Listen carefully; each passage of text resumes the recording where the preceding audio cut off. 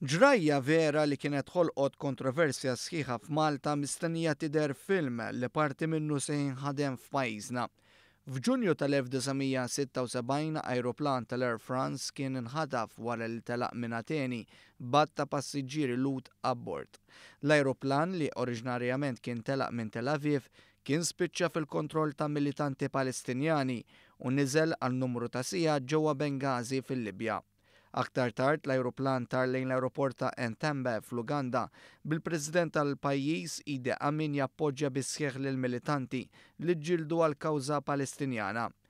Wara jiem ta' negozjati diplomatiċi li fallow, il-qawwiet Iżraeljani niżlu baxbax fl-ajruport ta' Entebbe u ħelsu lill-ostaġġi taħt barax ta' sparar kontinwu. L-operazzjoni kienet waħda ta' suċċess għaliex għalkemm mietu 3 ostaġġi u l-Kmandant Ġenerali tal-operazzjoni li ġieħu l-Prim Ministru attwali tal-Iżrael, il-bqija tal-ostaġġi ġew solvati bit-terroristi inqatlu kollha. Din l-istorja kienet inħadmet fi 3 films li f'Malta lanqas biss tħallew jaraw id-dawl tax-xemx, kif jispjega Mario Azzopardi, kritiku tal-films.